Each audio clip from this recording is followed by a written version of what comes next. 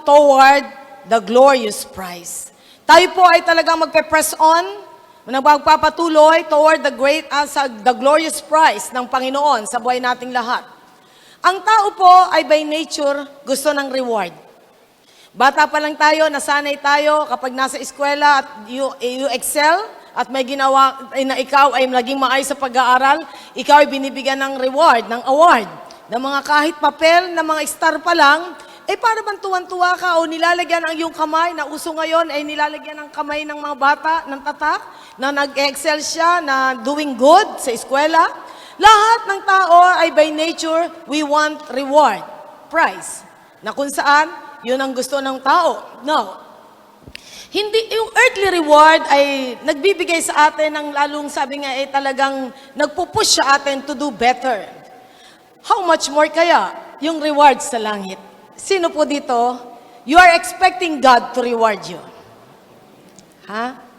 O yung iba ay nag-iisip, may reward ba ako? Parang marami pa akong pagkukulang. Na kung saan we want a reward from heaven sapagkat that is eternal, incorruptible. Sabi ng Bible.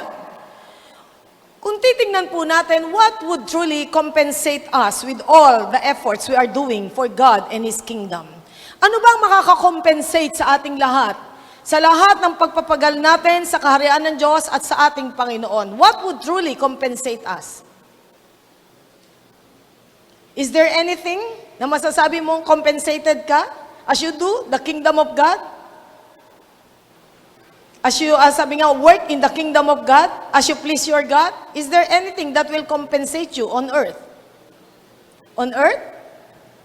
Wala pong compensation sa lupa Lahat ng ating ina-expect ay tunay na sa langit tayo makakasatisfy ng compensation. Sapagkat alam po natin, no earthly reward could satisfy us. No earthly reward. Except those that comes from heaven. Kung titignan po natin na ang anumang earthly reward ay wala po ito. Kahit palakpak ng tao, commendation ng tao, wala ang lahat ng ito. Only heavenly reward ang talagang makakasatisfy sa ating kaluluwa. Yun lang, wala na pong iba. Sapagkat yung mga bagay na sa lupa ay mawawala, matatapos. At ang intensyon ng Panginoon para sa ating lahat is to enjoy Him for eternity. And everything we are doing is just a preparation for us. Kapag tayo humarap na sa Panginoon, masasabi ng Panginoon sa ating lahat, welcome, my good and faithful servant. Enter into the joy of your master. Napakasarap na tunay na tayo ay welcome ng Panginoon sa kalangitan na merong ngiti sa labi ang Panginoon at sasabihin sa atin, welcome my good and faithful servant. Enter into the joy of your master. The most joyful person na uuwi sa kalangitan, yung alam mo, nagawa mo ang best mo para sa Diyos. Na in every step of the way, sa bawat galaw ng buhay mo, ginagawa mo ang lahat to glorify your God. Sapagkat we can do things on earth to satisfy our ego, to satisfy our soul, ang ating sarili. Pero may kaibahan yung isa-satisfy natin ng Diyos, na masasatisfy siya sa atin, sapagkat gusto nating malugod ang Panginoon sa buhay nating lahat. That in everything we do, whether we eat or drink, as 1 Corinthians 10:31 says, whether we eat or drink, we do it for the glory of our God. Na lahat ay ginagawa natin sa kaluwalhatian ng ating Panginoon. Sapagkat there's only one audience that we want to please, none other than our God. So, because our God is watching us, give Him a good show every day. Whatever things you do, wherever you go, give Him a good show. Na masasabi natin na ang God ay natutuwa sa ating mga ginagawa. Sapagkat we need to have that assurance na talagang tinatanggap ng Diyos ang lahat ng ating kilos sa mundong ito. Everyone has a great role to play in this world.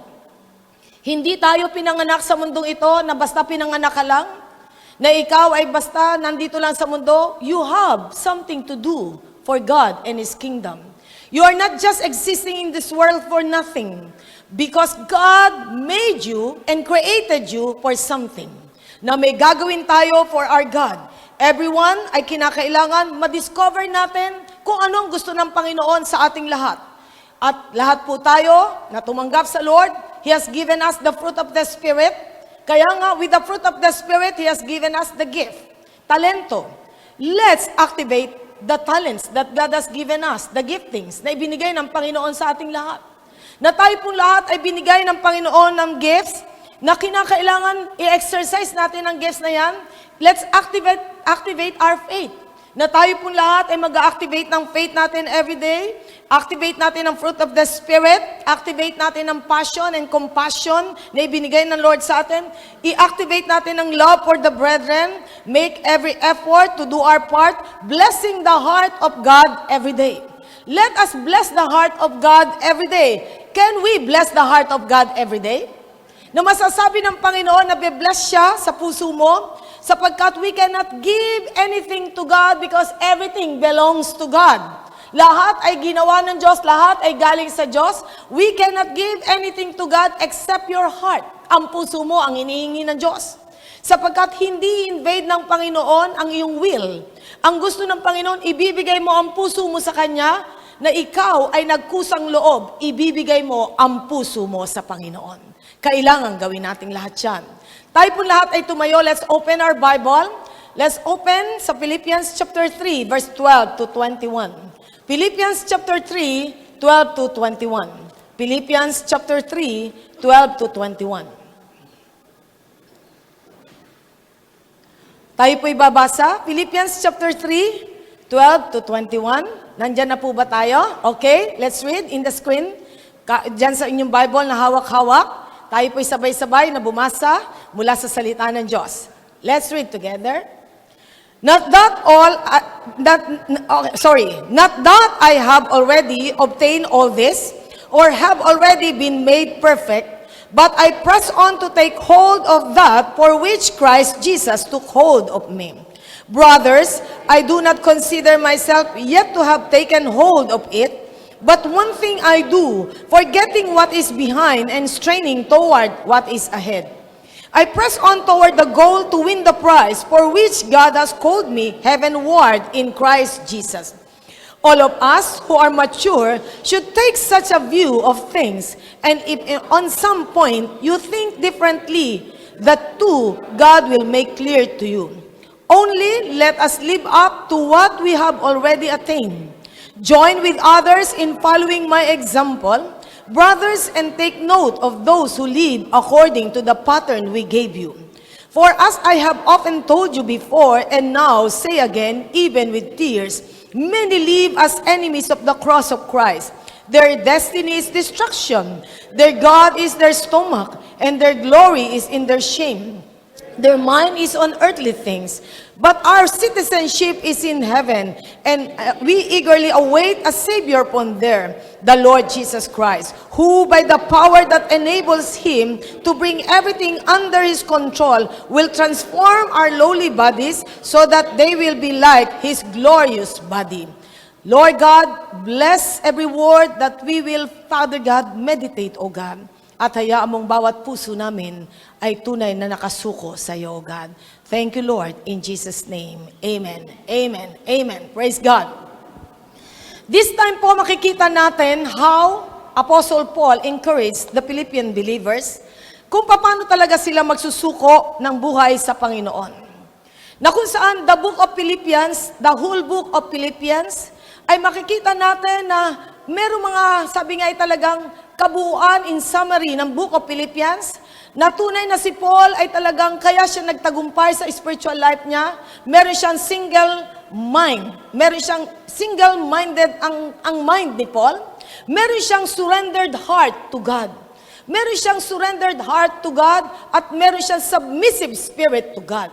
Na kung titingnan natin from chapter 1 to chapter 4, yung single-mindedness ni Paul ay talaga nagdala sa kanya sa pananagumpay sa gitna ng pagsubok, sapagkat when he wrote this book of Philippians, he was imprisoned. Nasa kulungan siya at pwedeng anytime mamatay siya.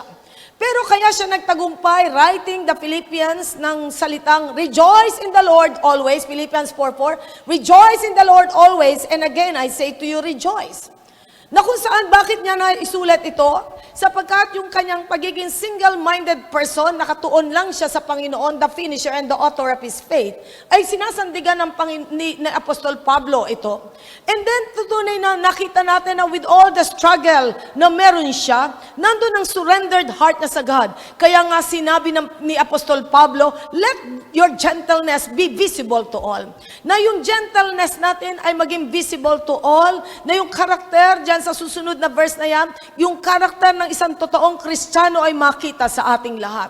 Kaya nga nandun ang surrendered heart ni Apostol Pablo sa ating Panginoon. And then verses 6 to 7 ng Philippians 4, have no anxiety about anything but in everything by prayer and supplication with thanksgiving. Ang sabi ni Paul, let your request be made known to God, and the peace of God which passes all understanding will keep your hearts and your mind in Christ Jesus. Na kung saan, ito po ang sinasabi ni Paul, na kaya nga meron siyang surrendered heart, and then that submissive spirit meron siya. Bakit? Kung anong gusto ng Panginoon, willing siyang gawin ang kalooban ng Diyos. Sinabi niya sa verse 8, ang sabi niya, whatever is true, whatever is lovely, whatever is honorable, whatever is pure, whatever is worthy of praise, think about these things. Na ito ang isipin natin. Na yung karapat-dapat, kagalang-galang, mabuting bagay, magagandang bagay, yun ang ating isipin sapagkat yun po ang gusto ng ating Panginoon sa buhay nating lahat. That's why meron siyang puso o espiritong handang magsakripisyo sa ating Diyos. No.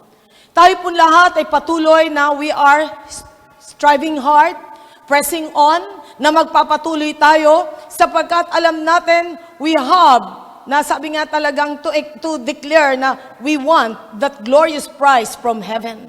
Sapagkat lahat ng pwedeng nasa mundo ay mawala, pero ang isang tinitignan natin, the glorious prize that we will receive from God, na siya ang magbibigay sa atin na isang maluwalhating, sabi nga, reward sa kalangitan. Lahat ng mga bagay dito ay pwedeng mawala, yung money, yung power, yung fame, yung beauty, everything. Sabi nga, lahat ng ito na pinagsisikapan ng tao na ma-accumulate niya, kapangyarihan, kayamanan, katanyagan, kagandahan, lahat ng ito ay pwedeng mawala. Sapagkat isa lang ang kailangan nating pagsikapan mabuti. Ang tayo po ay tunay na makaranas ng reward mula sa kalangitan. And this reward that we will receive, yun po ang ilalagay natin sa paanan ng Panginoon na masasabi natin na totoo ang sinasabi ng Diyos sa buhay mo, well done, my good and faithful servant. Enter into the joy of your master. Na talagang pag tayo kinuha ng Panginoon, handa tayo na nagawa natin ang kalooban ng Panginoon sa buhay nating lahat because 1 Corinthians 4:2, it is required for a servant of God to remain faithful. Na kinakailangan maging tapat tayo sa Panginoon. Mahalaga itong katapatan natin na lahat ng gagawin natin just to glorify God. If all of us, lahat po tayo, anuman ang ating ministeryo para sa Panginoon, anuman ating gagawin to give glory to God, you know what? Mapapansin natin. Kapag gusto lang natin maluwalhati ang Panginoon, papansinin mo, pati ang anointing ng God ay mararanasan mo. Yung karanasan na yung kapangyarihan ng Diyos ay mararanasan nating lahat. Dito po ang sabi ni Apostol Pablo, not that I have already obtained all this or have already been made perfect, but I press on to take hold of that for which Christ Jesus took hold of me. Gusto ko pong mabasa sa Tagalog para mas maunawaan ng bawat isa po ang sinasabi ni Apostol Pablo. Na ang sabi dito ni Apostol Pablo, ang sabi niya dito sa 12, hindi sa nakamtan ko ang mga bagay na ito. Hindi rin ako'y ganap na. Ngunit sinisikap kong makamtan ang gantimpala sapagat ito ang dahilan kung bakit ako'y tinawag ni Kristo Jesus. Na dito po makikita natin, alam ni Apostol Pablo, there is a price. Merong price na ibibigay ang Panginoon sa gantimpala sa kanyang pagsusumikap na lumapit sa Panginoon, magawa ang kalooban ng Diyos, magsuko ng buhay sa Panginoon. May gantimpala ito. I believe maraming mga tao, there will be tears in heaven. Pero sabi nga, He will wipe all the tears.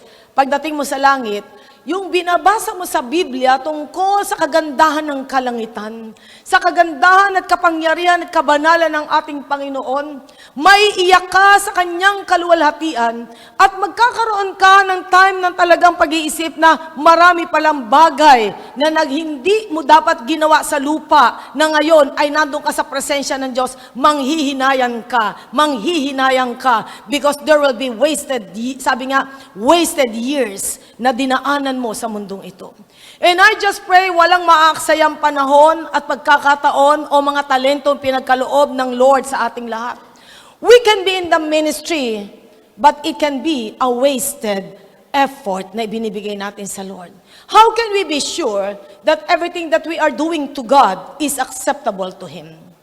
Kaya nga, dyan natin makikita, ang sabi ng Romans 12:2, I appeal to you, therefore, brethren, by the mercies of God, to present your bodies as a living sacrifice, holy and acceptable to God, which is your spiritual act of worship.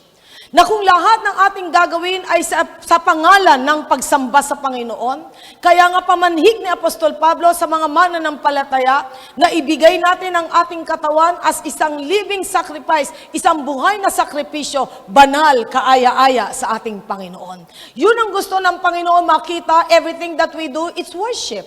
Na lahat ng gagawin natin, ito'y tumatalakay sa pagsamba sa Panginoon. Ikaw man ay nagliligpit, it's your worship to God. Na ikaw man ay naghuhugas, it's your worship to God. Na lahat ay ginagawa natin para sambahin ang ating Panginoon. Kaya nga, sinabi niya diyan sa verse 13 ng chapter 3, mga kapatid, hindi ko pinapalagay na nakamit ko na ito, ngunit isang bagay ang ginagawa ko, habang nililimot ko ang nakaraan at sinisikap na marating ang layuning nais kong makamtan. Wow! Nasabi nga ni Paul dito, how can he be an effective servant of God? Paano siya magiging isang talagang epektibong lingkod ng Panginoon? Binanggit niya sa 13, but one thing I do, isang bagay ang ginagawa ko, forgetting what lies behind and straining forward to what lies ahead.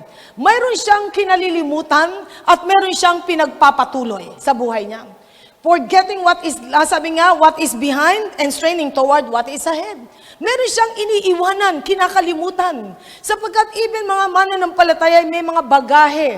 Meron mga tayo mga luggages sa buhay natin, mga dinadala-dala sa ating mga buhay na dapat iwanan na natin. Kinakailangan iwanan natin sapagkat we have been crucified with Christ. Ang sabi nga ng Galatians 2:20, tayo po ay napakong kasama ni Kristo, hindi na tayo ang nabubuhay sa sarili natin, kundi si Kristo na ang nabubuhay para sa atin at ang buhay na binubuhay mo ay para kay Kristo. Everything that we do, it is for Jesus. Everything. Para sa ating Panginoon. Kaya nga po napakalaga na iwanan natin ang lahat ng mga baggages nating lahat, iwanan natin lahat ang mga bagay na pumipigil-pigil sa atin para maging fruitful at effective Christian tayo. Number 1 na dapat natin makita, press on to win the prize. Magpatuloy ka para mapasa iyo ang premyo na inihanda na ng Panginoon para sa iyo. Press on to win the prize. Sapagkat yan ang kailangan natin, magpatuloy tayo to win the prize. Sapagkat ito ay gusto ng Panginoon ipagkaloob sa atin. But one thing I do, ang sabi nga ni Paul, forgetting what is behind and straining forward to what lies ahead. Maraming mga bagay na nasa likuran mo sa mga anino na iyong mga nakalipas na dapat mong iwanan. Nothing that you and I can do except to move forward na kung lahat ng mga nakarinig ng Word of God, nagsabing sila ay mga disciple ng Panginoon, ay nagpatuloy since the beginning of time. Naalala niyo sa John chapter 6, may mga sabi, would-be disciple, dinisert ang Panginoon, sapagkat hindi nila matake ang teaching ng Panginoon, kainin mo ang aking laman at inumin mo ang aking dugo at dun palang masasabi mong ikaw ay totoong disciple ko.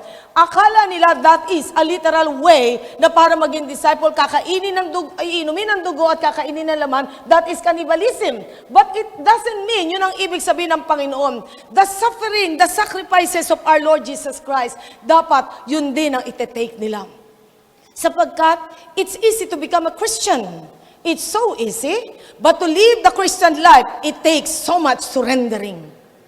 Madaling maging Kristiyano, sabihin mo, Panginoon, tinatanggap kita, pinagsisisihan ko ang aking kasalanan at ikaw ang maghari sa buhay ko. Pero para ibuhay mo ang Kristyanismo, hindi ganun kadali. Sapagkat ang gagawin ng Panginoon sa iyo at sa akin, tatastasan tayo ng maraming bagay na panglaman, pangmundo sa buhay na ito. Sapagkat marami sa mga Kristiyano nasa loob na ng church, may binat pa sa mundo. May binat pa. Dala-dala pa rin natin yung bagaheng pangmundo. Dala-dala pa rin natin yung maletang ating binubuksan-buksan sa mundong ito. Na hindi na natin dapat to balik-balikan sapagkat there are things in your life na dapat ay sunugin na natin sa altar ng Panginoon upang tayo ay maging epektibo at mabungang Kristiyano. Sapagkat marami tayong mga, sabi nga, bagay sa buhay na ito. The things that entangles us. Mga bagay na hinahabol-habol pa rin tayo. Yung mga anino ng iyong pagkatao sa nakalipas. Forgetting what lies behind and straining forward to what lies ahead. Yun ang kinakailangan nating matutunan. Sapagkat we cannot see the move of God and experience the move of God unless bitawan mo at sunugin mo sa altar ng Panginoon. Kaya nga, sabi ng Panginoon, dun sa Isaiah 43 verse 18, do not remember the former things or the things of old. Huwag mo nang alalahanin ang mga nakalipas. Huwag na nating alalahanin.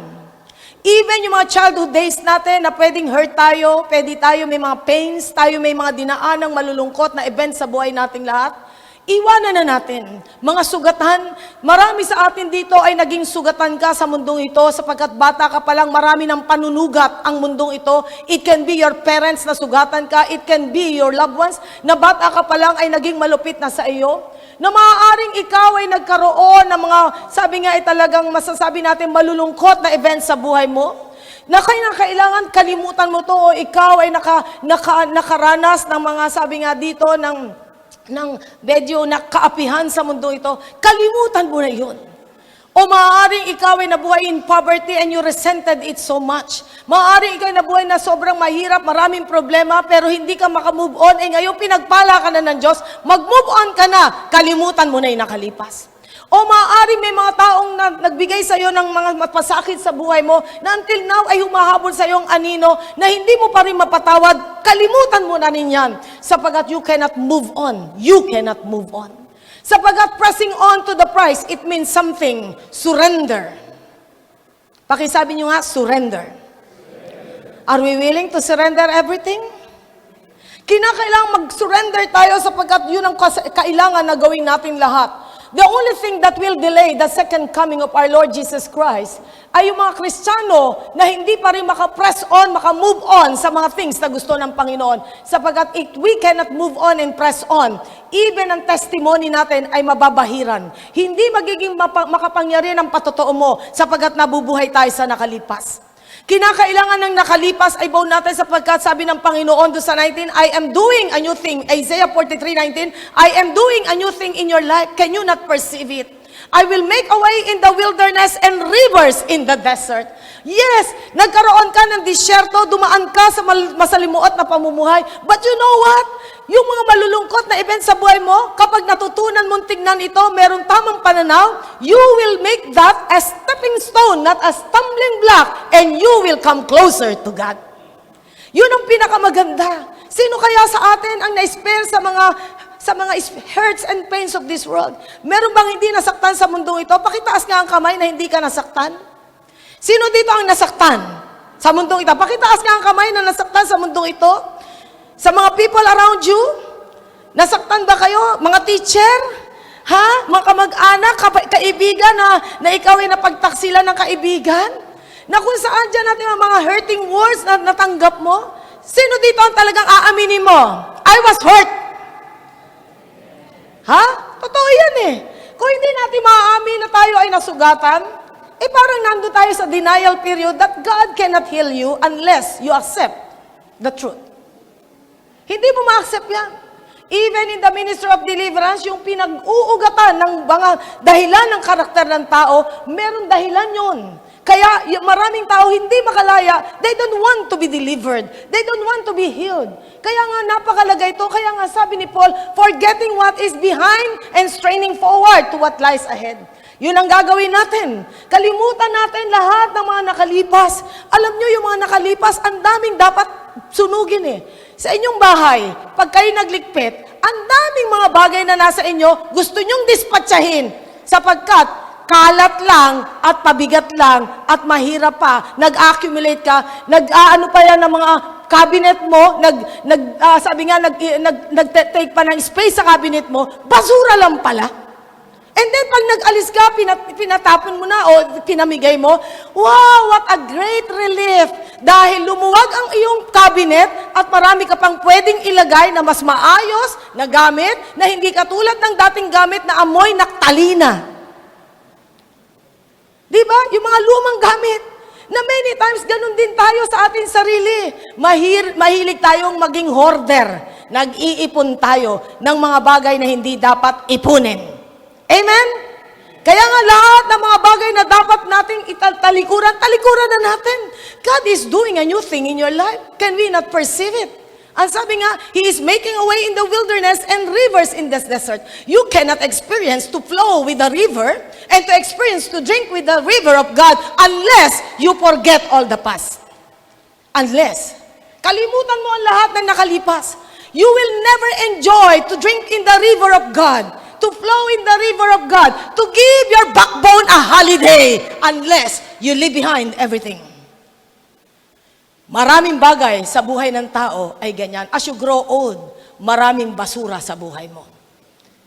Maraming basura na dapat mong talikuran. At ito ay isang issue sa buhay ng mga tao that they made themselves so lonely. Nagiging malungkot ang buhay natin kapag may bagahe tayo sa buhay nating lahat. Kaya nga ano ang sabi dito na sa buhay nating lahat, sabi ni Paul, sabi nga, forgetting what is behind and straining toward what is ahead, I press on, pressing on toward the goal to win the prize for which God has called me heavenward in Christ Jesus. Nagpapatuloy ako na talagang makuha ko ang premyo ng Panginoon na mula sa kalangitan. Pressing on toward that. Sabi ni Apostol Pablo, kaya nga tayo pong lahat ay kinakailangan magkaroon tayo ng pag-evaluate sa sarili natin.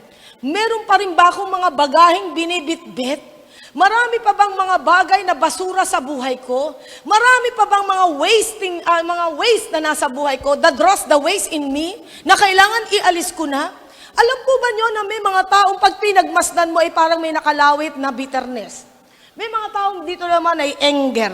May mga taong sabi nga, resentment. May mga tao na dito ay talagang yung mga insecurities. May mga taong nakasabit sa mukha ay talagang fear. May mga taong nakasabit ay worry. May mga tao ay hindi naman resentment, hindi lang anger, rage, wrath. Na dyan natin makikita napakalaga na makalaya tayo mga kapatid. Sapagkat God is doing something great in your life. Don't allow the enemy na dayain ka. Dapat makakawala tayong lahat. Amen? Pressing on toward the great prize that God is giving us to win the prize. Merong premyo ang God para sa ating lahat. Na kinakailangan ay makalaya ang bawat tao sa mundong ito. Sapagkat kung mag-aantay ka naman ng right time to happen para ikaw ay makalaya, the right time na para ikaw ay talagang makapress on, time is so short. Time is crucial.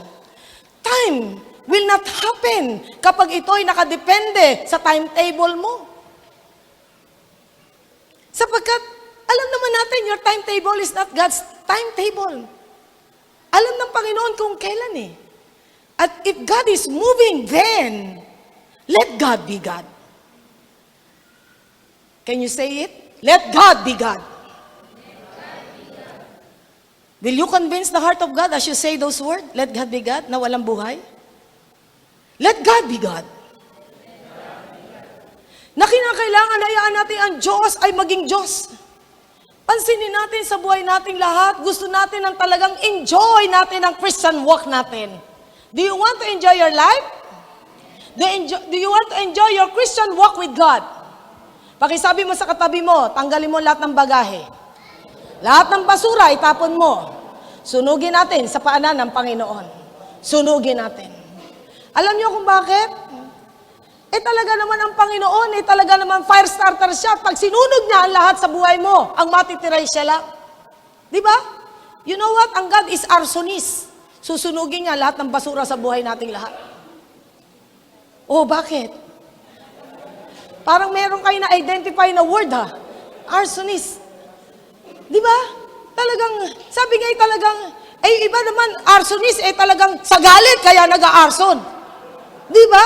Hindi Sabi nga, talagang, let God remove lahat ng mga dapat sunugin sa buhay nating lahat. Napansin nyo itong nangyari sa Davao Blast? Sa Davao. Na kung titignan po natin, they never thought that it will happen to them that night, that very night. Hindi nila inisip ng mga pupunta doon sa night market, they never think na yung gabing iyon ay last night ng marami sa kanila. Hindi inisip ng iba doon na mapuputulan sila ng paa that night. Hindi maiisip ng iba doon na sila'y mabubulag that night. Hindi maiisip ng iba doon na sila'y mapuputulan ng kamay that night. Hindi nila maiisip yun.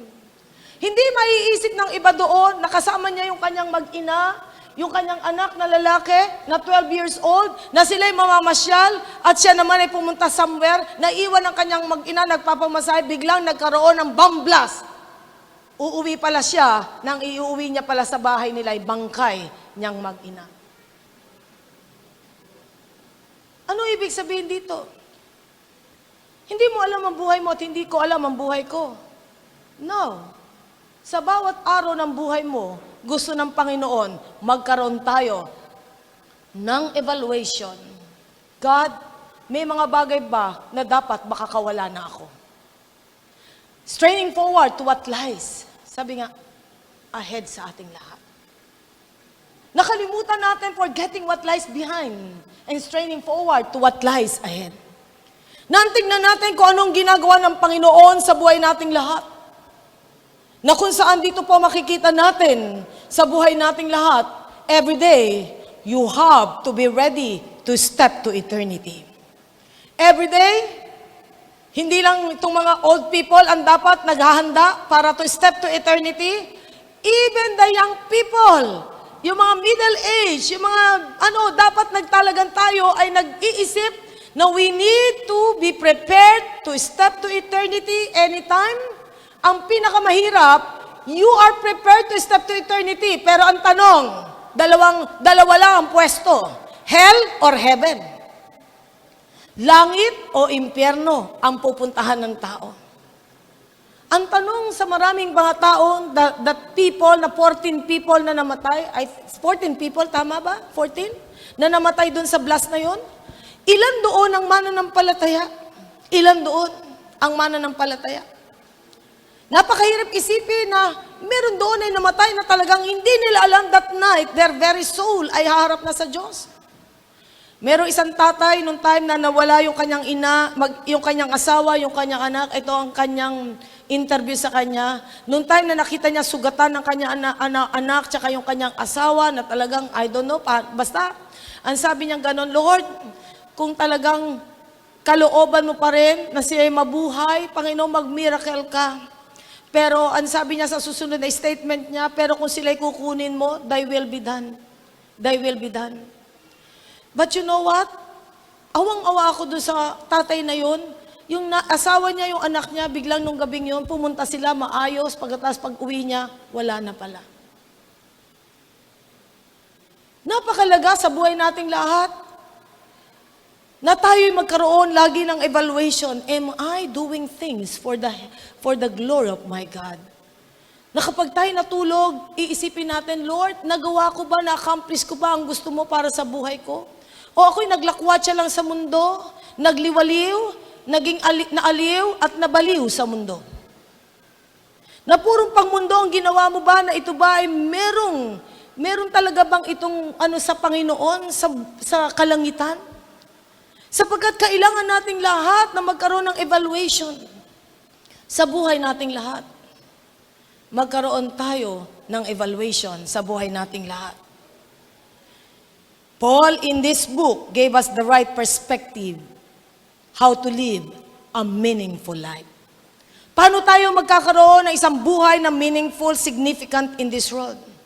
Na kung saan tayo po bilang mga tao na talagang kumilala sa Panginoon, isang pribilehiyo sa atin, that God has given us the Spirit na tunay na magkakaroon tayo ng heart desire for eternity. Sapagkat ang buhay ng tao hindi pang lupa lamang. Hindi pang lupa lang ang buhay nating lahat. Merong langit tayong pupuntahan at yan langit na yan inihahanda ng Panginoon at tayo merong talagang reward pagdating sa langit. We will have a glorious prize in heaven. We have to prepare ourselves sapagkat you and I will receive the crowns He prepared for us as believers. May mga koronang inihanda ang Panginoon sa atin, to the faithful ones, to the believing one, to the people who are truly loving God. Ano yung mga pwede natin manonoon na i-share ko na ito ng number 1 na isang crown na ibibigay ng Lord sa atin, that incorruptible crown. Isang crown na hindi masisira for overcoming the old nature. Isang corona that, sabi nga yung crown na ito, that incorruptible. Isang corona na hindi masisira for overcoming the old nature. Kaya nga yung old nature natin ay ating tinatalikuran ito. Kaya nga sabi nga doon na if any man is in Christ, 2 Corinthians 5:17, he is a new creation. The old has gone and the new has come. Na kung saan ang lahat ng nakay Kristo ay isang bagong nilalang. Ang dating pagkatao ay, sabi nga, ay tunay na binabago na ng Panginoon. Overcoming the old nature. Lahat tayo ay meron tayong mga nakalipas na kalikasan. The natural man in us. The natural man.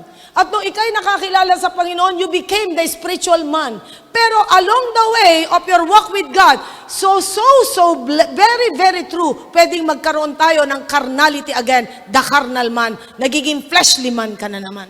Na talagang binabalik-balikan mo the old nature. Dahil minsan may pasilip sa mundo, sinisilip mo ang mundo. Patuloy mo pa rin sinisilip ang mundo. Kaya nga anong sinasabi sa atin? Anong gagawin natin? How can we overcome the old nature? 1 Corinthians chapter 9, 25 to 27. 1 Corinthians chapter 9, 25 to 27. 1 Corinthians chapter 9, 25 to 27. Ano po ang sabi diyan?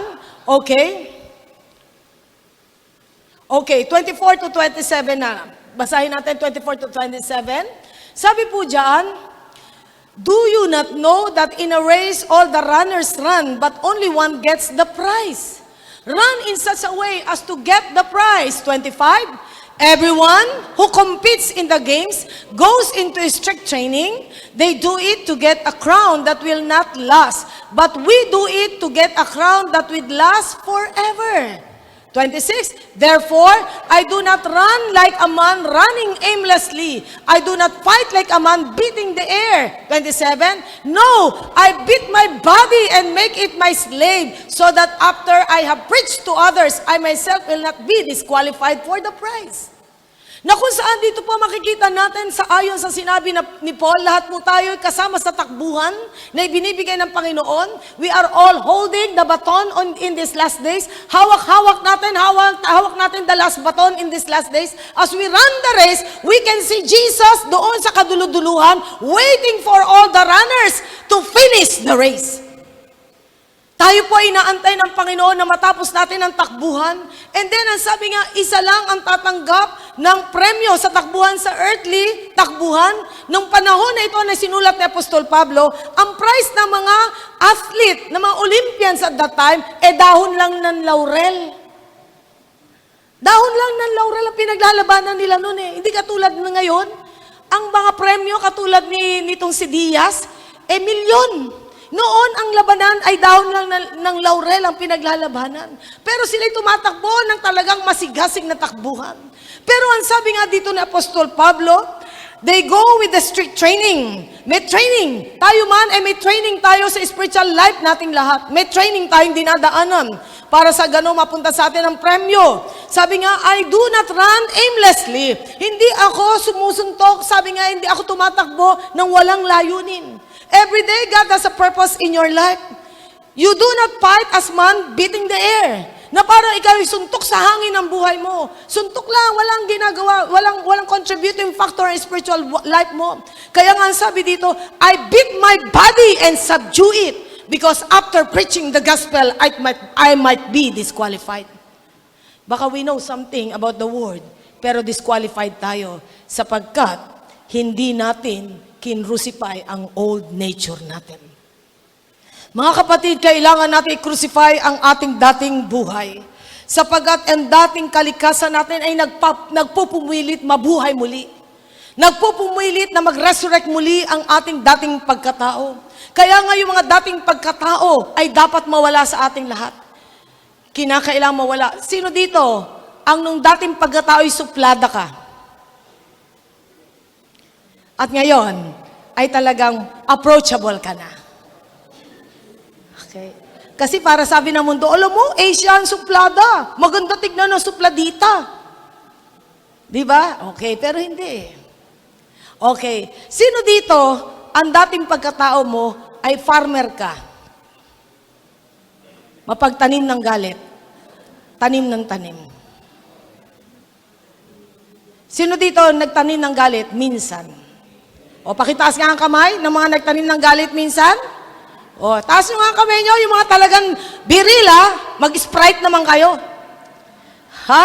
Nagtanim ng galit minsan? Ang tanong, gaano kadalas ang minsan? Ha? Pero yan nga ay dating pagkatao, dapat makaalis na tayo dyan. Kasi lugi tayo, alam nyo? Bakit? Eh kung sino pa yung minsan kinaiinisan mo lagi na iukulkil sa utak mo. Di ba? Lagi mo naiisip. Pagka naiinis ka sa tao, lagi mo maiisip. O habang naiisip mo, napapasimangot ka, naiinis ka, o tinutubuan ka ng wrinkles at tatanda ka ng maaga. At, paano kung born again yan? Pagdating sa langit, isang test sa'yo, seatmate mo sa langit. Will you enjoy heaven? Sitting with the person you cannot forgive? Napakahalaga niyan sa buhay nating lahat. Kaya nga, napakahalaga sa buhay nating lahat na tayo talagang i-desire natin. Na tayo ay talagang makakawala sa mga bagay na yan. I remember I was dealing to a dying person. And then sabi ko sa kanya, you know what? The root cause ng naging problema niya sa health ay depression. At yung depression na yon, ang pinagmulan, unforgiveness. At yun ang nag-invite ng sakit sa kanya. Kaya nga mga kapatid, let God be God. Anything that is not from God is just a worm in your heart. Uod sa puso nating lahat. Kinakailangan makaalis tayo sa mga ganyan. Let God remove all the worms in the heart of men. Tanggalin natin. Next crown, the crown of rejoicing for being a soul winner. Na tayo po ay patuloy na nagpapatotoo 1 Thessalonians 2, 19-20. Basahin nyo lang sa bahay nyo. Basahin natin. 1 Thessalonians 2, 19-20. Sabay-sabay po natin babasahin. This is the crown na tatanggapin natin. Ang sabi nga po dyan, 1 Thessalonians chapter 2, 19-20. Let's read all together. For what is our hope, our joy, or the crown in which we will glory in the presence of our Lord Jesus when He comes? Is it not you? Indeed, you are our glory and joy.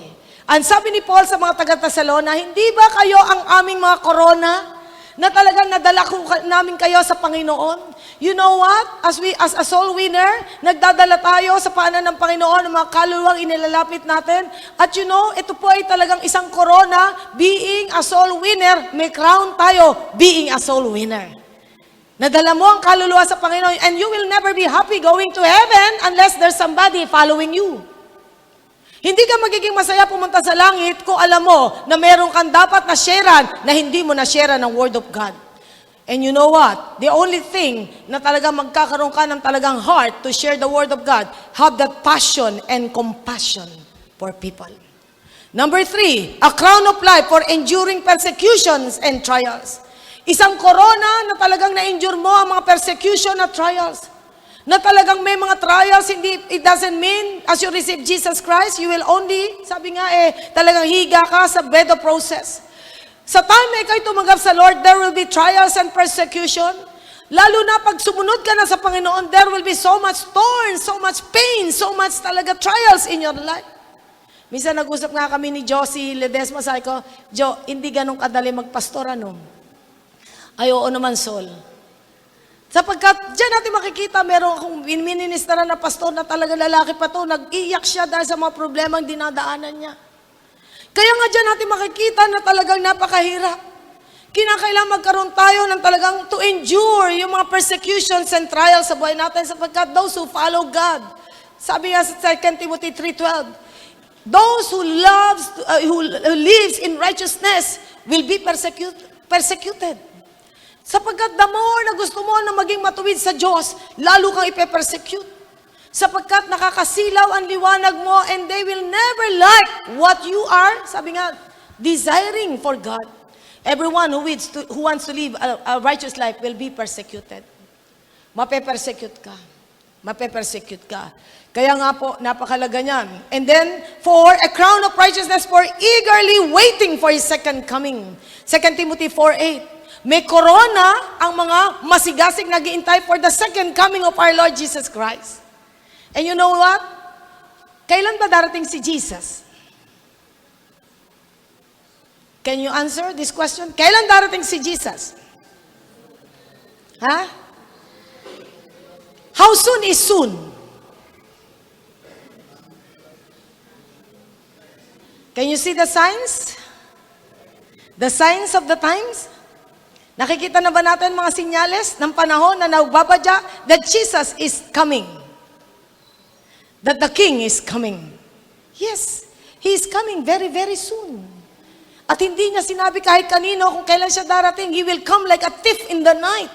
Ang sabi ng Bible sa Thessalonians, He will come like a thief in the night. Darating siya parang magnanakaw sa gabi. Hindi niya sasabihin, paano kung abutan ka sa inuman?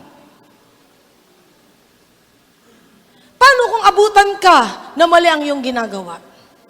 Paano kung abutan ka na hindi tama ang iyong kinalalagyan? Paano kung abutan ka? Can you tell to God? Nasasabihin mo, eto kunwari yung dala mong beer, dumating si Jesus, oh Lord, be glorified, you are here. And then nakita mo ano hawak mo, mahihiya ka. Di ba? Mahihiya ka. And I just pray, ano man panahon darating si Lord, wala kang ginagawang nakakahiya.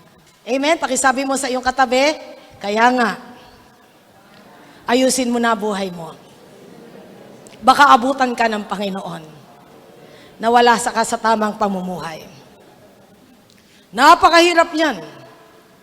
Napakahirap. And lastly, 1 Peter 5:3-4, the crown of glory for shepherding the flock. The crown of glory for shepherding the flock, it doesn't mean for pastors only. Sapagkat shepherding the flock ay pwedeng leader tayo ng church. In our own way, leader tayo sa iba't ibang paraan tayo nagli-lead. Leadership is servanthood. Ang pagiging leader, it means servanthood. Sapagkat, sabi nga, hindi lording it over. Yung sinabi sa 1 Peter 5:3, lording it over, hindi ako yung boss dito. Kundi, ang leadership is servanthood. Yung ikaw ay naglilingkod, na kaya mong gawin ang mga bagay na talagang para sa iyong mga pinahawakan. Nawala yung attitude na talagang ako ang pinuno, ako ang masusunod. Kapag dumating na sa puntos ng buhay ng tao yan, it means something. There's something wrong in handling leadership. Always remember, a servant is not greater than his master.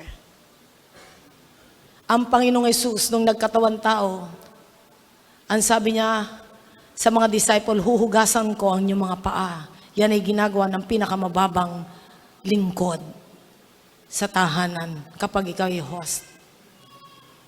Pero you know what? Ang sabi ng mga disciples, Lord, hindi mo dapat hugasan ang mga paa namin. Pero ang sabi ng Panginoon, gagawin ko ito sapagkat yun ang dapat. Wala kayong bahagi sa akin kung hindi ko hugasan ang iyong paa. Ano ang sabi ni Peter? the vocal one. Lord, kung ganun po, paliguan mo na ako. Ibuhos mo na sa akin lahat ng tubig mula ulo hanggang paa. What was the expression of God at that time? It was humility. Leadership without humility is nothing. We can never be a good leader kung wala tayong humility. Sapagkat the more na binibigyan ka ng responsibility ng Diyos, the more na makita na nagpapakumbaba tayo, naglilingkod tayo, nagpapadurog tayo sa Diyos. Sapagkat you are leading people, the more you are accountable to God. Dapat makita sa atin yung attitude na ito. God wants us to prepare for heaven. He wants your life to become ready before leaving earth. Maging handa tayo bago natin iwanan ng mundo. All we need to do is to press on, to take hold of His promises. Forget what is behind and move on to what, sabi nga, lies ahead. Win the prize. Sapagkat ang goal ni Paul dito is to become like Christ. Ang goal ni Paul dito ay talagang maging katulad ng ating Panginoong Jesus. At kaya nga niya nasabi niya na as I follow Jesus, follow me. Be like Christ. Yun ang gusto ni Paul, na na-absorb si Paul ng mga bagay ng kanyang personality, ang kanyang karakter, ang kanyang lahat-lahat na ginagawa, ito ay nakatingin sa ating Panginoon. Nakatingin lagi siya sa Panginoon. Kaya nga nung time na pumunta siya sa isang lugar at nung time na siya kinagat ng ahas at biglang pinagpaglang niya at hindi siya namatay, oh, he must be God. Na yung pinaniniwalaan na sila, Zeus, yung mga God, yung mga sa mga Athens, yung mga gano'n, mga Diyos, mga goddess ng mga ano. But you know what? Sabi ni Paul, no, hindi ako Diyos. Hindi ako Diyos. Kaya nga si Paul, nandun sa puso niya, the more na may ginagawa siya sa Diyos, the more na bumababa siya. Kaya nga, sabing ganon ni John the Baptist, Jesus must increase and I must decrease. I must decrease. Na ako'y bababa. We too must lay aside everything na dapat nating ibaba. At iwanan natin ang mga sabi nga, makasariling kaisipan nating lahat. Dapat mahigop tayo ng personality at karakter ng ating Diyos. Sapagkat God has given us giftings not to show, to perform that you are good, but God has given you gifting to show that God is a glorious God. That God is an amazing God. Na dapat makita hindi siya, hindi ikaw, kundi siya ang makita sa ating lahat. There is only one audience every day sa buhay mo, walang iba kundi ang Panginoon. Let go and let God be God. Let go and let God. Kailangan kalimutan na natin mga bagay na nakakapigil sa ating lahat. Huwag tayo mag-dwell sa mga bagay na pangmundong ito. Let's move on, sapagkat we must have a life of faith and life of victory every day in this world. Look forward to a fuller life, meaningful life in sabi nga talaga, in the name of Jesus, heavenward. And number 2, ang sabi dito sa chapter 3, verse 15. Gusto ko rin basahin sa Tagalog po. Chapter 3, verse 15 to 16. Habang nandyan po tayo, basahin nyo habang nandyan kayo na binabasa nyo sa English. Okay, sabi po dyan, basahin natin. All of us who are mature should take such a view of things. And if on some point you think differently, that too God will make clear to you. Only let us live up to what we have already attained. Balik natin sa 15. Meron kayong napansin dito, all of us who are mature, walang diyan.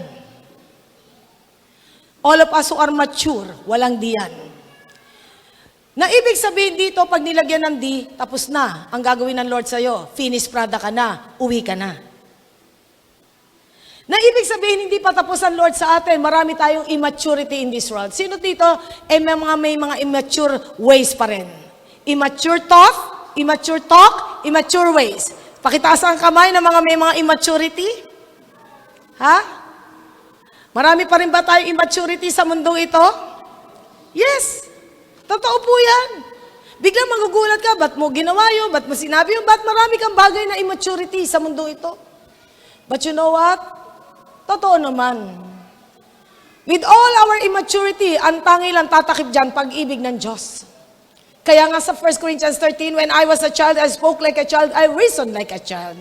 But when I became man, I put away all those childish ways. Pag halimbawa ikaw nagmamature, iniiwanan mo na, tinatalikuran mo na yung mga immaturity natin. From glory to glory, He is changing us. Hindi from sorry to sorry. Napakalaga niyan sa buhay nating lahat. Press on and work for the prize. Press on and work for the prize. Na magpapatuloy tayo at pagtatrabahuhan mo ang premyo na ibibigay sa ng Lord. Salvation is free. Ang kaligtasan ay libre. It's by grace that you have been saved through faith. It is not your own doing. It is the gift of God, lest any man should boast. Wala tayong pagmamalaki. Libre ang salvation mo. Libre ang salvation ko. Free gift. Pero pag ikaw'y nanampalataya, maraming bagay na gagawin mo na i-work out mo na para ikaw ay mabago from glory to glory. Sapagkat yun ang in-expect ng Panginoon sa atin. Kaya nga, we have to press on and work for the prize. Sometimes trying to live a perfect Christian life can be so difficult, very draining and discouraging. Na gusto natin maging perfect tayo, pero hindi natin mape-perfect talaga. We are far from perfection. Kaya nga sabi ni Paul diyan, but been made perfect. Na diyan ang sinabi niya sa 3:15 to 16, sa Tagalog po, babasahin ko po. Ganyan ang dapat maging kaisipan nating mga matatatag na sa pananampalataya. Kung hindi ganito ang inyong pag-iisip, ipapaunawa iyan sa inyo ng Diyos. Ang mahalaga ay panghawakan natin ang ating nakamtan na. Na ibig sabihin ko, ano na nararanasan mo, panghawakan mo na sa Panginoon. Na tayong lahat ay tunay na inaayos pa lamang ng Panginoon. Nasa proseso ka, nasa proseso ako, lahat tayo in the process. Ano ibig sabihin dito? Paayos ng paayos, paganda ng paganda, patalagang patindi na patindi ang buhay mo hanggang maging kawangis tayo ng Panginoon. Sino dito ang gusto maging kawangis ng Lord? Amen? Na masasabi na iba, you know what? Truly, I can see Jesus in you. You know what? Parang nakikita ko ang Panginoon sa'yo. The way you love, the way, sabi nga, your kindness, yung goodness, nakikita ko ang Panginoon sa buhay mo. Di ba? Huwag naman sabihin sa'yo ng katabi mo, you know what? I can see Judas in you. Na hindi dapat makita si Judas sa buhay nating lahat. Sapagkat ang Diyos ay nagbabago ng buhay. Na dito po ay pinapakita sa atin, ibig sabihin dito, yung word na perfect ni Paul, it means, yung nagmamature siya, kinocomplete, it doesn't mean flawless ang buhay niya. Lahat po tayo, marami pa tayong mga dapat alisin at tastasin sa buhay nating lahat. Na kung saan lahat po tayo ay marami pang kulang sa buhay natin at pinupuno pa ito ng Panginoon. We need the grace of God every day to win the prize and to work for the prize. Winning a race, as Paul example, na sinabi niya, everyone competes in the race. Everyone, we run to the race to win the prize. Sabi nga ganon. At isa lang talaga ang magwawagi. Pero you know, sa larangan, sa arena of faith, marami ang magwawagi. Doon sa Athens, yung mga paligsahan sa Athens, isa lang ang magwawagi. Pero sa paligsahan dito sa mundo, nakasama ang Kristiyano, paligsahan na talagang to win the prize in heaven, marami ang magwawagi. Pakisabi mo sa katabi mo, kasama ka doon. Dapat kasama tayo dun. Kinakailangan magwagi tayong lahat. Sapagkat yun ang pinakamalaga. Sapagkat winning a race, as example ni Paul, it means devotion and discipline to God. Christian life takes hard work. May hard work tayo. Ano yung hard work? Yung pagbabasa ng Bible. Abay, hard work yan sa hindi palabasa ng Bible. Para ang hirap gawin, basahin ng Bible. Kasi alam nyo, minsan pag binabasa mo ng Bible, kasama hikab mo. Ay, ba't ba pag Bible, naantok ako? Pero pag Facebook, walang kaantok-antok. Diba? Diyan natin makikita, pag prayer, Lord, bless me. Tapos kinabukasan nagising, ay, nagpe-pray pala ako. Amen, Lord. Nakakalimutan natin, it's hard work. Worship is hard work. Why? Gumising ka ng maaga pag Sunday para mag-worship, it's hard work. Sasabihin mo kasi, mula Lunes hanggang Sabado, maaga akong gumising. Ito lang ang araw na tanghali akong gigising. Pero you know what? Do we love God? Ano ang iyong ginagawa pag makikipag-date ka with your love? Maaga kang gigising. Mag-aayos ka ng maaga. Baka gabi pa lang, handa na yung susuotin eh. Di ba? Dahil iniisip mo, pinakamaganda itsura mo sa Kanya. Ganun lalo sa Lord. Nagpe-prepare tayo. Are you excited? Kaninang umaga pa lang, you are meeting with our God? Eh bakit? Sabi na iba, amen. Pero iba, nung dumating dito, hi. Para naghihingalo. Di ba? Dapat maging excited tayo. We are meeting with the King of Kings and the Lord of Lords who is coming to take us home. Napakalaga niyan sa buhay nating lahat. Na tayo punuin ang talagang desire for God. Winning a race, it means something sa buhay nating lahat. Sapagkat kinakailangan i-crucify natin ang ating mga sarili every day. Sa Luke 9:23, those who wants to follow me, deny yourself, take up your cross daily, and follow me. Hindi ka basta makakasunod sa Panginoon kung hindi mo itatatwaan sarili mo, ipapako mo ang sarili mo sa krus, and, sabi nga, follow me. As Christians, we are running towards the heavenly reward. That heavenly reward, hindi para ikaw ay mapuno ng korona sa langit. 5 korona ito, paano kung lahat magawa mo? Patong-patong ang korona mo? Hindi. Ang koronang iyan ay ilalagay mo sa paanan ng ating Panginoon. Ibibigay mo yan sa paanan ng Panginoon habang ikay sumasamba ng walang patid sa kalangitan. Nasasabi mo, glory to God. And you will be happy entering heaven kapag nagawa mo na ang dapat mong gawin para sa Diyos. Matatakot kang mamatay kapag marami kang pending work na hindi mo nagawa ang gusto ng Panginoon. Kung meron tayong gagawin ngayon, ibigay mo na ang buhay mo sa Panginoon. At kung ibibigay mo ang buhay mo sa Panginoon, pakisabi mo sa katabi mo, tumodo ka na. Tumodo na tayo kung ibibigay natin ang buhay natin sa Panginoon. Sapagkat in order to gain something, we need to give up something. Kinakailangan kung parang meron tayong talagang mag-gain, we have to give up something. Na talagang i-glorify natin ang Panginoon sa buhay nating lahat. Sapagkat, ano itong mga bagay na panlupa compared to eternity, na kung saan lahat tayo ay talagang bibigyan ng Panginoon ng reward in heaven. I pray that nobody on this place will be disqualified. Sapagkat alam natin gusto ng Panginoon tayo pagpalain. Sino yung madi-disqualified dito sa crown ito? Those people who has a questionable testimony. Na merong questionable testimony tayo. Na meron tayong questionable character in this world. Meron tayong tanong sa iyong karakter. Meron tayong questionable personality in this world. May questionable activity tayo sa mundong ito. May questionable talk tayo sa mundong ito. Na pag tayo ay talagang, sabi nga merong talagang tamang attitude, wala tayong questionable testimony sa mundong ito. We must be careful to practice yung mga things na nasa Bible. We need to allow God to change us every day from inside out. Baguhin tayo ng Panginoon. The secret of a powerful, victorious, successful, changed life is submit to God's control. Let Him work in your life every day. Na magtrabaho ang Diyos sa buhay mo, na mag-enjoy ka sa God. Lord, let your Spirit move in my life that I may do what will please you, Lord.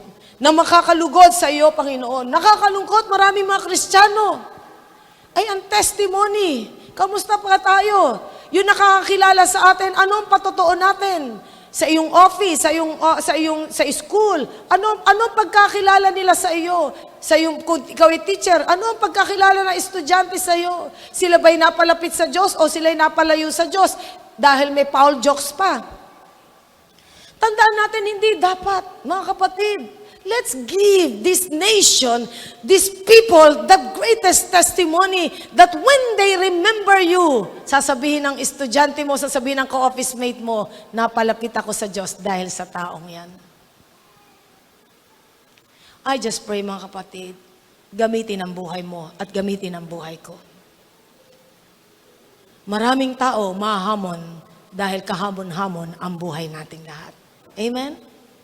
I just pray, wherever we go, para tayong pleasing aroma, mabangon samyo sa kalangitan. At mismo ang langit, i-endorso ka habang sinishare mo ang Word of God, sasabihin ng Espiritu Santo ng Diyos sa mga tao, listen to that person. I just pray magkaroon tayo ng talagang desire na tayo magkaroon ng puso na nagpapabago sa Panginoon. Press on, working for the prize. Na talagang pagtrabahuhan natin ang premyong ipinagkakaloob ng Panginoon sa atin. Sa simpleng bagay magagawa natin ito. How can we imitate Christ? Ano ang sabi sa Philippians 2, verses 1 to 4? Philippians 2, 1 to 4. Ang sabi po dyan, Philippians chapter 2, 1 to 4. Philippians chapter 2, 1 to 4. Basahin natin lahat. Let's read together.